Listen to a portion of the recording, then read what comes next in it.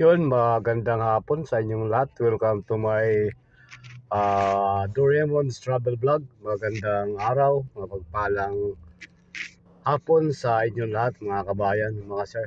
Dito tayo ngayon sa Taguig sa BGC. Galing tayo ng Marikina. Nakapaghatid tayo dito ng pasahero. Galing siya ng Cainta Rizal kasi kanina naghatid tayo ng Cainta galing ng Marikina. Pagdating natin sa Cainta sa may Vista Verde Executive Village, nagkaroon tayo ng pasahero papunta rito sa may Taguig sa BGC. Kaya sa ngayon ay nandito tayo. Yan, napakaganda dito ng mga tanawin, mga bagong-bago lahat ng mga building dito. Napakarami mga establishment, mga restaurant, mga call center.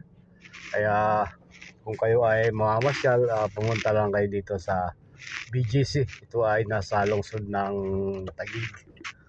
Yan, aabanti na tayo. Ngayon ay kailangan makahanap tayo ng pasahero natin. Sa ngayon ay nakakadalawang pasahero pa lang tayo. Welcome nga pala to Doraemon's Travel Vlog.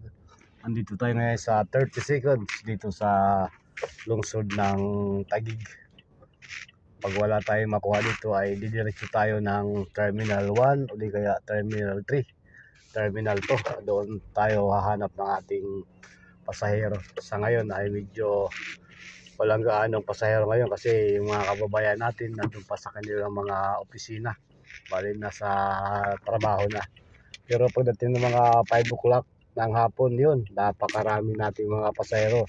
Yun lang, medyo ma-traffic kaya hindi rin tayo makapaghatid ng mabilis sa ating mga pasaherong na isasakay. Kaya ano lang, tsaga-tsaga lang tayo, tsaga-tsaga lang para kumita tayo. Yun, live tayo ngayon mga sir. Dito tayo ngayon sa 5th Avenue sa lungsod ng Taguig. Magandang hapon sa inyo lahat.